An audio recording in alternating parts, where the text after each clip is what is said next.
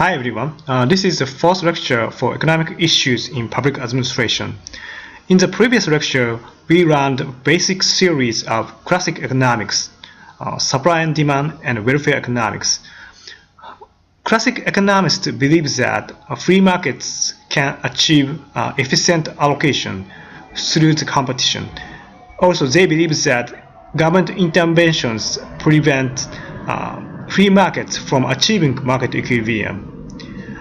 Now we move to neoclassic economics from classic economics. Neoclassic economists recognize the need of government intervention at a certain degree. So we'll see details in the following slides.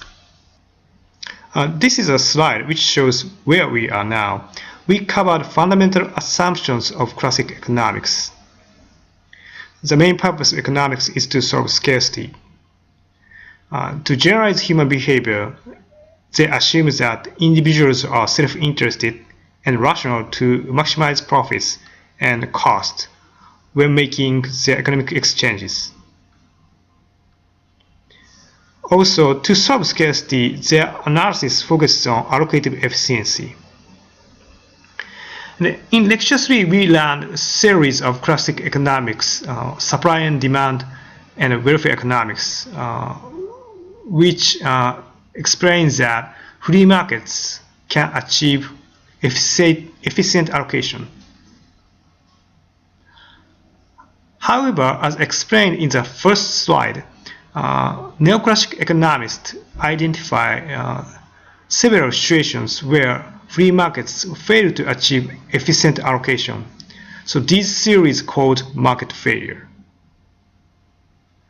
And if market cannot achieve efficient allocation, we need to rely on government. So we'll start to think about what government should do for economy. Milton Friedman, a Nobel Prize winner of economics, is a founder of neoclassic economics. Actually, he was graduated from Rutgers University, New Brunswick. I don't talk details of his philosophical position for economic freedom and political freedom. However, we'll discuss his book in the discussion board. Basically, he believes that economy cannot be separated from politics. So government interventions on market is necessary at a certain degree. He identifies three roles of government in economy. First, government can act as a rule maker and umpire. If we don't have any rule in the market, economic freedom cannot be secured. Rules include property rights or monetary system.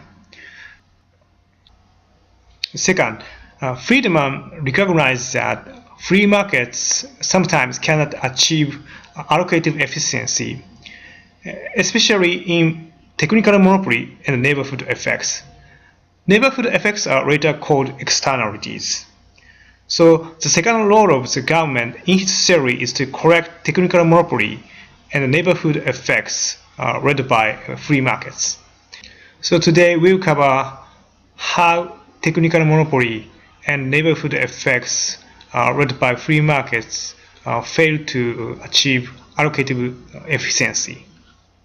Third, while he's not really positive, he recognizes that government needs to act from paternalistic perspectives. Because freedom is only for responsible individuals, madmen and children cannot secure self-freedom by themselves. So government needs to help them acquire economic and political freedoms. There is another more famous classification of government's law, theorized by Musgrave. Compared with Friedman, Musgrave's classification focuses more on macroeconomic perspective rather than economic and political freedoms in the society. So in this vein, we might be able to say that Musgrave identified three economic functions of government rather than laws in the society. The first function of the government identified by Musgrave is stabilization. Government might stabilize its economy through fiscal policy or monetary policy. For instance, if the price of the entire society is too expensive due to high demand, government might increase interest rates. By increasing interest rates, the overall size of economic activities will shrink, and then consumers' demand will decrease. As a result, price will decrease.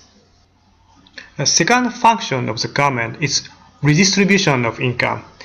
Governments collect taxes from people and use them as public goods and services, such as public housing, medical care, and infrastructure.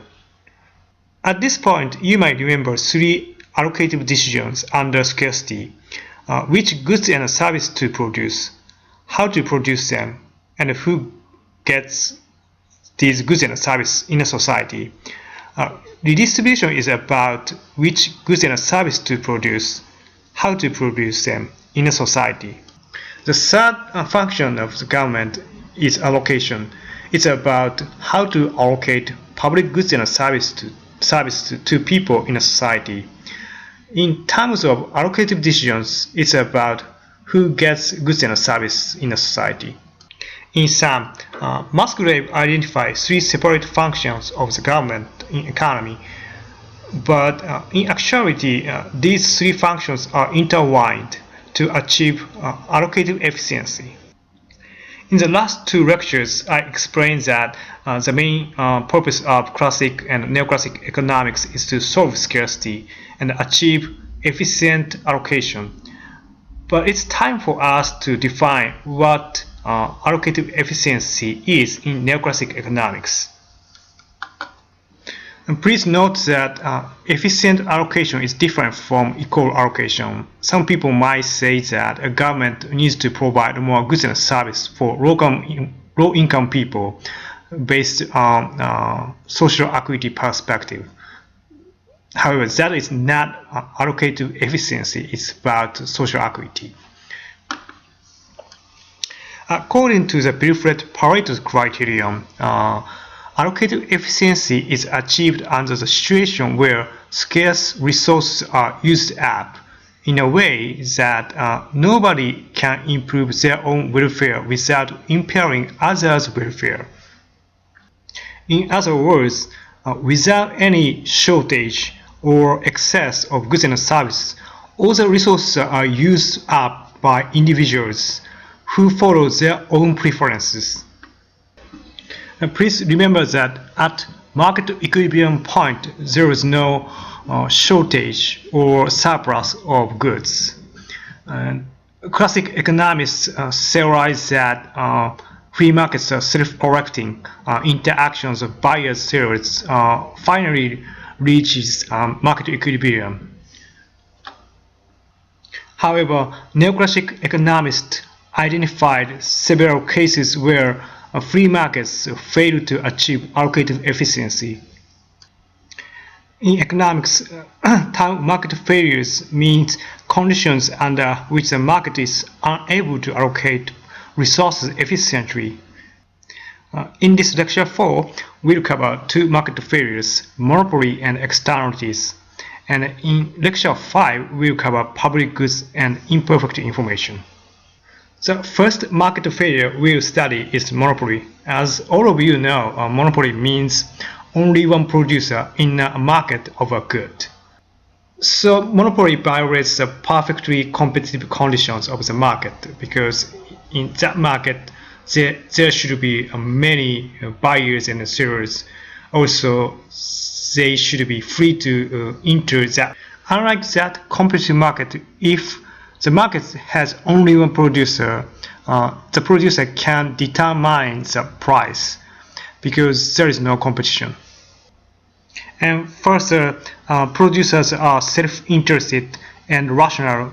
In other words, producers try to maximize their profits and minimize costs. The producer will produce less at a higher price. So a monopoly might lead to a shortage of goods. The government needs to break up monopolies through antitrust laws.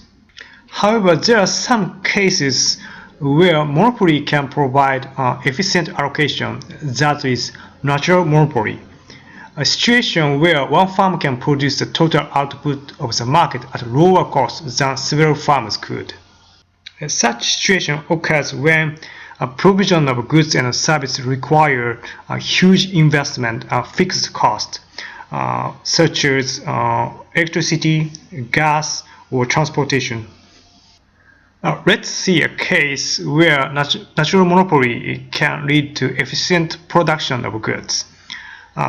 In this market of a good, average cost can be calculated by 10 plus 60 over quantity.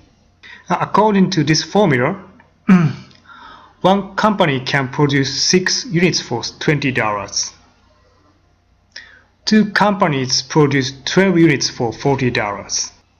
While two companies need $40 to produce 12 units, one company can produce 12 units for $30 in this situation. This happens due to high fixed cost. Please imagine a situation where two electric companies have their own facilities, including power plants and power lines. But we don't need duplicated power lines. We also don't need two power plants in the same area. So if that is the case, it's better for two companies to share one facility, or we might just have one company which can produce electricity by itself. In reality, we can find many cases of natural monopoly, such as water, gas, electric power, mail delivery. In national monopoly, government needs to regulate these companies through a commission. Specifically, government needs to require them to set a fair rate, because as I explained in the previous slide, in a monopoly, producer tends to produce less at a higher price. Even if the government regulates the price and the quantity of a good in a national monopoly, there can be a big problem with a monopoly. You may see what happens to the Port Authority. I worked for the Ministry of Infrastructure and Transportation of Japan for 5.5 years. And compared with Japanese transportation, the service of Port Authority is a disaster.